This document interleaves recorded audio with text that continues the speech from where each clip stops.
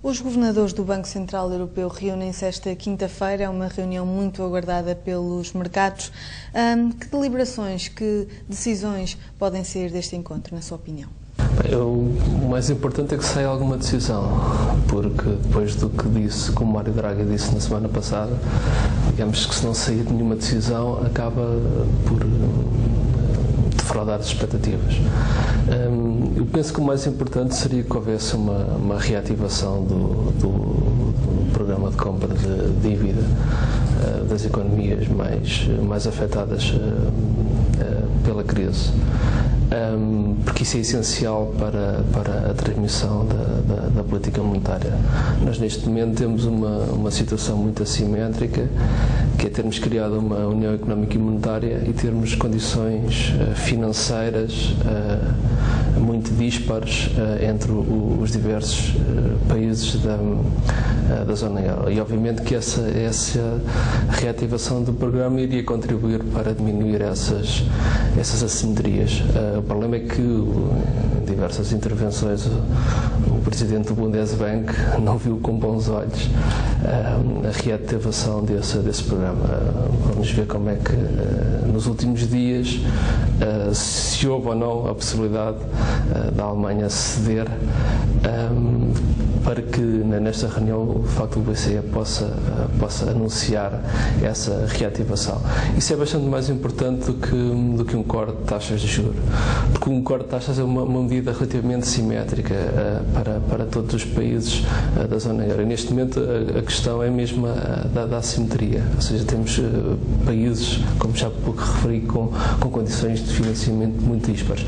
Por outro lado, o facto das taxas de juros neste momento também estarem perto de zero significa que o efeito marginal também é relativamente baixo, principalmente porque no caso do mercado monetário as taxas de modo geral já estão abaixo da própria refi rate. Há ainda uma outra possibilidade que seria reativar ou fazer um novo programa de concessão de longo prazo, e o LTRO3.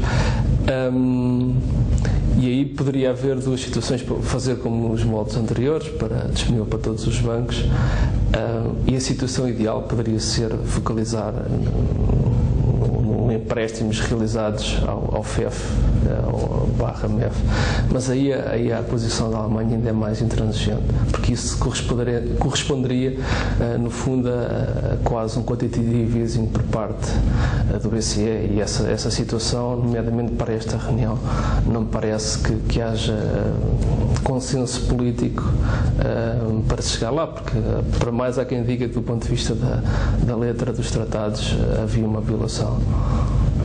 Do outro lado do Atlântico, ontem a Reserva Federal norte-americana não anunciou mais medidas de estímulo à economia norte-americana. As bolsas do outro lado do Atlântico encerraram em terreno negativo, decepcionadas com esta falta de novos estímulos à economia. Esta falta de novos estímulos, na sua opinião, que efeito pode ter na economia norte-americana? Bem, o efeito é essencialmente não permitir que haja uma recuperação mais rápida do fraco índice de crescimento da economia nos últimos tempos. Especialmente o último trimestre foi especialmente fraco. E a recuperação nos Estados Unidos tem sido marcada essencialmente por um processo bastante irregular. Ou seja, sempre que a economia começa a acelerar, existe sempre um choque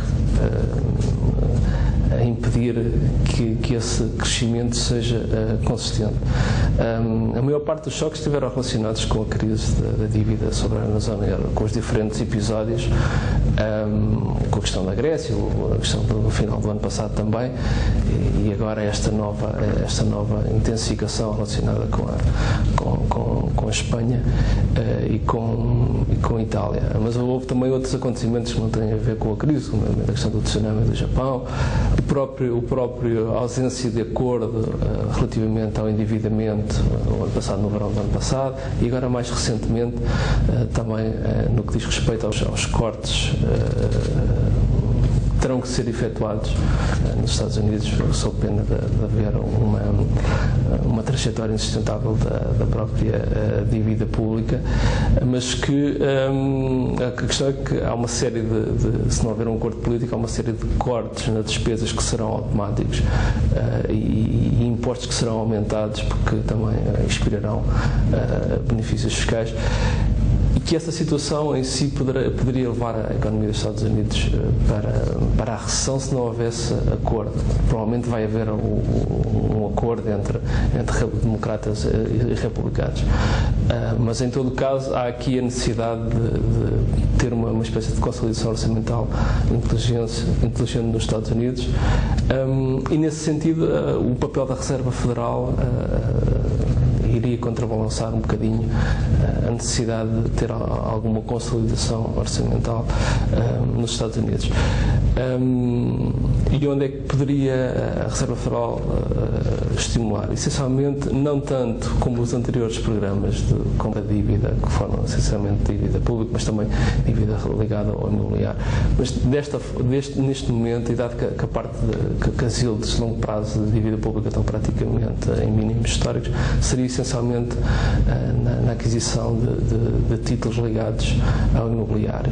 Porquê? Porque a recuperação, apesar de nos últimos tempos ter havido alguma aceleração do imobiliário, a recuperação do imobiliário tem sido mais lenta do que é normal nos períodos de recuperação económica nos Estados Unidos, e é também no imobiliário que mais tem falhado os mecanismos de transmissão da política monetária, e essas aquisições iriam contribuir para que houvesse critérios de concessão de crédito menos restritivos por parte dos bancos e, de certa forma, teria depois efeitos na própria criação de postos de trabalho no setor, porque é o único setor dentro do setor privado que não cria postos de trabalho desde que a economia, no início de 2010, começou a criar postos de trabalho.